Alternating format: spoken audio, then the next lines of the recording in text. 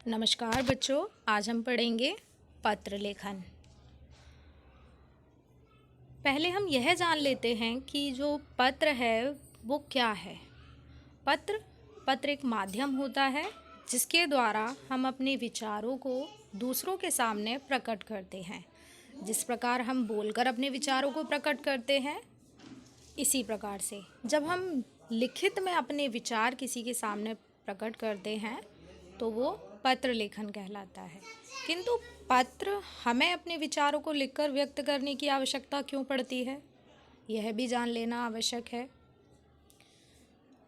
अब प्रश्न है कि पत्र लिखना सीखना हमें क्यों आना चाहिए। बच्चों, आज हम अपने दैनिक जीवन में ऐसे अनेक अवसर हमें मिल जाते हैं जब हमें पत्र लिखने की आवश्यकता पड़ जाती है। जैसे विद्यालय में अगर हमसे कोई गलती हो जाती है तो उसकी क्षमा याचना के लिए हम प्रधानाचार्य जी को पत्र लिखते हैं। इसी प्रकार से अगर हमारे मोहल्ले में बहुत गंदगी है तो उस गंदगी की शिकायत करने के लिए हमें नगर निगम अधिकारी को पत्र लिखना पड़ता है। तो ऐसे ही बहुत सी समस्याएं हैं या प्रेरणादायक भी कई विषय होते हैं। जैसे संपादक को अगर हमें अपने विचारों को व्यक्त करवाना है या अपने अच्छे विचारों को समाचार पत्र में छपवाना है तो उसके लिए हम संपादक को पत्र लिखते हैं। तो इस प्रकार से हमें पत्र लिखना आना चाहिए।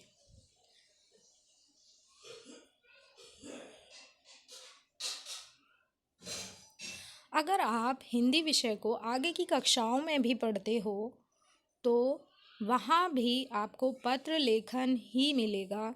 तो ज़रूरी है कि आपको पत्र लेखन भी आना चाहिए। तो हम शुरू करते हैं पत्र लेखन।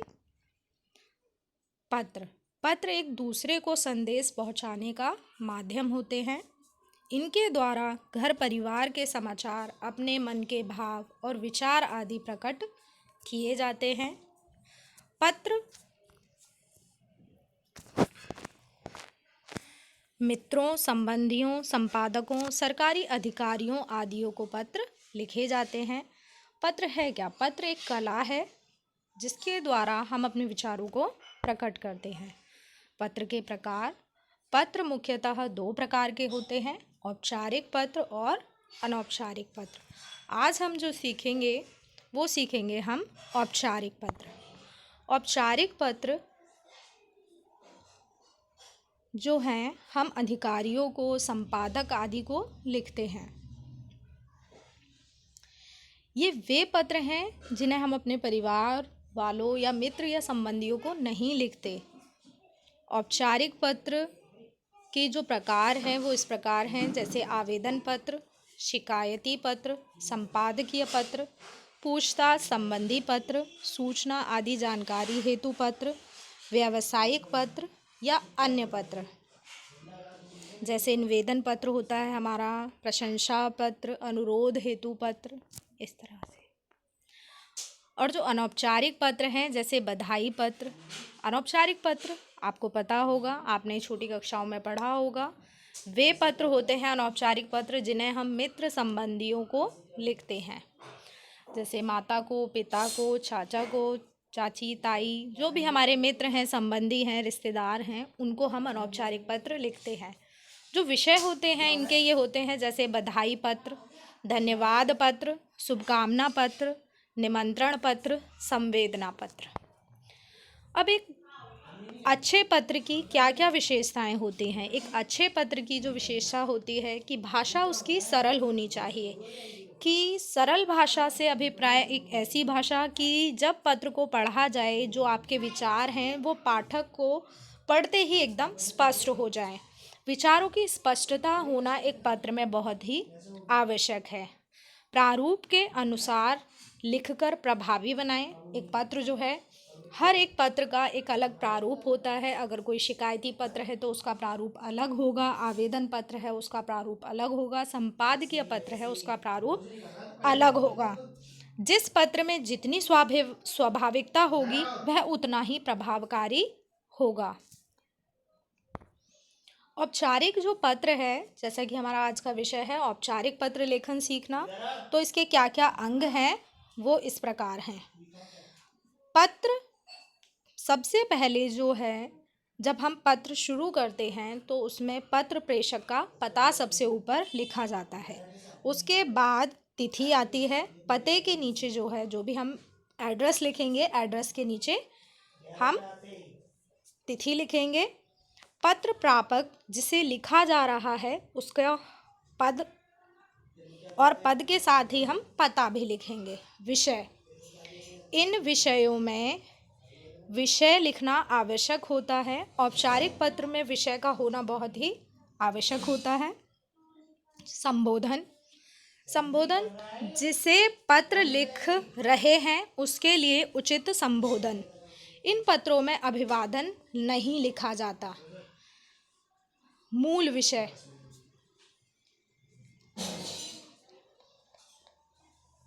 मूल विषय, मूल विषय जो होता है वो 2 या 3 अनुच्छेद में हम लिखते हैं। फिर हम पत्र की समाप्ति करते हैं जो धन्यवाद सहित होती है। इसका एग्जाम्पल मैंने आपको आगे दिया हुआ है, आगे की स्लाइड में देखिए। पहले हम जान लेते हैं ये जो संबंध या संबोधन जो हम करते हैं, अगर हम व्यक्तिगत पत्र, वे पत्र अनौपचारिक पत्र जो होते हैं, जैसे पिता पुत्र को पत्र लिख रहा है या पुत्र माता को पत्र, भाई बड़े भाई को पत्र, तो इस तरह के संबंध वाले जिन्हें हम अनौपचारिक पत्र बोलते हैं, उनके लिए अभिवादन शब्द क्या है, यहाँ पर दिए हुए हैं। प्रिय आयुष्मान। और जो पत्र का अंत है, जैसे कि पिछली स्लाइड में आपको बताया था, लेकिन हम अनौपचारिक पत्र की बात करते हैं। जो कार्यालय या व्यावसायिक पत्र होते हैं उनमें हम जो अभिवादन शब्द है उसका प्रयोग श्रीमान, महोदय, मान्यवर, श्रीमान इस तरह से करेंगे। और जो अंत है, पत्र के अंत में हम प्रार्थी, विनीत, विनीत या प्रार्थी, भवदीय। अगर हम प्रधानाचार्य के, तो हम आज्ञाकारी शिष्य लिखते हैं। जो प्रधानाचार्य हैं, आवेदन पत्र हैं, प्रधानाचार्य को हम लिख रहे हैं, तो हम लिखेंगे अभिवादन के शब्द में आएगा मान्यवर या महोदय या आदरणीय प्रधानाचार्य महोदय। वहीं अगर प्रधानाचार्य जी महिला हैं तो आप वहाँ पर प्रधानाचार्य लिखोगे और महोदय के स्थान पर आप लिखोगे महोदया। और अंत जो होता है पत्र के अंत में, प्रधानाचार्य को अगर पत्र है तो आप लिखोगे आपका आज्ञाकारी शिष्य। अगर आप बालक हो, अगर बालिका हो तो आप लिखोगे शिष्या। यहाँ पर भी एक और स्लाइड आपको दी हुई है मैंने। अगर आपको आसानी से यहाँ समझ आता है तो आप यहाँ समझने का प्रयास कर सकते हो। जैसे यहाँ पर दिया हुआ है, माता पिता, गुरु आदि बड़े संबंधियों को जब हम पत्र लिखते हैं तो प्रशस्ति या उनका संबोधन करते हुए हम मान्यवर, श्रीमान, परम आदरणीय आदि का प्रयोग करते हैं। और अभिवादन में हम नमस्कार, प्रणाम, चरण स्पर्श आदि अभिवादन शब्दों का प्रयोग हम करते हैं। और निवेदन में आपका आज्ञाकारी, निवेदन मतलब अंत में, जो पत्र का हमारा अंत होता है, जहाँ हम संपन्न करते हैं पत्र को, वहाँ पर हम आपका आज्ञाकारी, आपका पुत्र, आपकी बेटी, आपका स्नेह आकांक्षी आदि निवेदन शब्दों का हम प्रयोग कर सकते हैं। इसी तरह से अगर हम छोटे संबंधियों को पत्र लिख रहे हैं तो वहाँ पर हम क्या लिखेंगे, प्रशस्ति में आएगा चिरंजीवी, प्रिय रवि आदि। और अभिवादन हम करेंगे प्रसन्न रहो, चिरंजीवी रहो। अपने से छोटे जो हैं, छोटों के लिए हम चिरंजीवी शब्द का प्रयोग करेंगे। और अंत, पत्र के अंत में निवेदन हम क्या करेंगे, तुम्हारा शुभ चिंतक, तुम्हारा हितैषी, तुम्हारा शुभाकांक्षी। इसी तरह से अधिकारियों को पत्र है तो हाँ, अगर आप मित्र को पत्र लिखते हो तो मित्र के लिए प्रिय मित्रवर, प्रिय आप अपने मित्र का नाम लिख सकते हो। और अभिवादन में नमस्ते या सप्रेम नमस्ते भी लिख सकते हो। और अंत में तुम्हारा सहृदय, तुम्हारा प्रेमाक्षी, तुम्हारा मित्र आदि शब्दों का आप प्रयोग कर सकते हो। अधिकारी को पत्र या प्रधानाचार्य को पत्र जो है वो आपको पहले भी बताया है।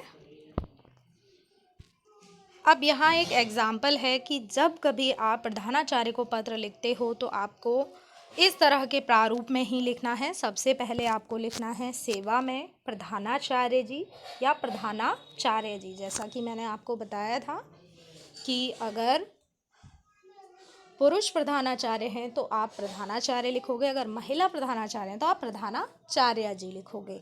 उसके बाद विद्यालय का नाम, पता, फिर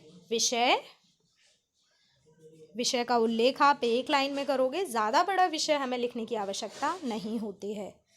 फिर संबोधन में आप लिखोगे महोदय, महोदया या श्रीमान जी। फिर पत्र का विस्तार, जो भी आपका पत्र है, अगर शुल्क माफ़ी का है, क्षमा याचना का है, तो वो आप उसी के अनुसार पत्र का विस्तार लिखोगे, मुख्य विषय वस्तु लिखोगे। फिर आप समापन लिखोगे अंत में। समापन में आशा करता हूँ कि आप मुझे क्षमा कर दोगे। समापन की अंतिम लाइनें इस प्रकार की होंगी आपकी। और धन्यवाद ज्ञापन समापन के बाद आपका आज्ञाकारी शिष्य या आपकी आज्ञाकारिणी शिष्या, नाम, कक्षा, वर्ग, अनुक्रमांक, अनुक्रमांक का अर्थ होता है रोल नंबर, और अंत में दिनांक। इस तरह से प्रधानाचार्य को जो पत्र है वो हमारा संपन्न हो जाता है। आपको इसी तरह से याद रखना है। कोई भी प्रधानाचार्य को पत्र है लिखना है, आप उसको इसी प्रारूप में लिखोगे। अधिकारी को पत्र अगर आप लिखोगे, अधिकारी को पत्र लिखने का ये प्रारूप है। यहाँ पर सब शुरुआत आप करोगे जैसे सेवा में अधिकारी के पद का नाम, नगर निगम अधिकारी है या स्वास्थ्य अधिकारी है, जो भी है उनका नाम। फिर कार्यालय संस्था का नाम आप लिखोगे। जिस कार्यालय के अधिकारी को आप पत्र लिख रहे हो उनके कार्यालय का नाम लिखोगे। विषय लिखोगे, आपका विषय क्या है। जैसे अगर मोहल्ले की सफाई को लेकर आप लिख रहे हो तो वो आप विषय लिखोगे। अधिकारी नगर निगम अधिकारी हो गए। फिर संक्षिप्त जानकारी कि आपने जो पत्र लिखा है उसका कारण क्या है। स्ववृत अपने बारे में आप बताओगे। फिर समापन करोगे आप। फिर यहाँ पर आप भवदीय, अधिकारी को पत्र लिखने के बाद जो आपका अंत है वहाँ पर भवदी आएगा। भवदी के बाद आपका नाम, हस्ताक्षर, पता और दिनांक।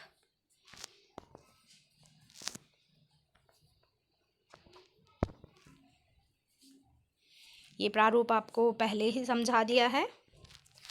अगर संक्षिप्त में याद रखना है तो आप इसको इस तरह से भी याद रख सकते हो। जैसे आप परीक्षा में अगर आपको पत्र आया है तो आप क्या लिखोगे, परीक्षा भवन से आप लिख रहे हो, अबसा केंद्र, जो भी आपका परीक्षा केंद्र है वो लिखोगे। दिनांक लिखोगे।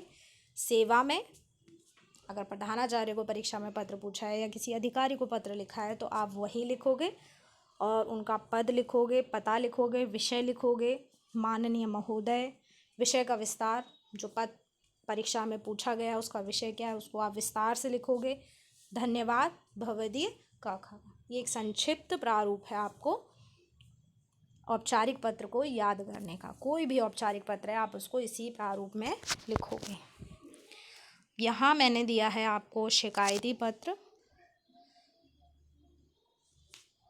इस वीडियो में आप सिर्फ शिकायती पत्र ही सीखोगे। शिकायती पत्र एवं अन्य प्रशासनिक पत्र। एक एग्जाम्पल है, आपके नगर में सड़क की अधिक टूट फूट के कारण वाहनों को चलने में परेशानियों का सामना करना पड़ता है। नगर पालिका के अध्यक्ष को सड़कों की मरम्मत करवाने के लिए एक पत्र लिखिए। तो सब वही शुरुआत हमारी सेवा में अध्यक्ष, नगर पालिका, रुड़की। विषय सड़कों की मरम्मत, जैसा कि हमारा दिया है संक्षिप्त में, सड़कों की मरम्मत।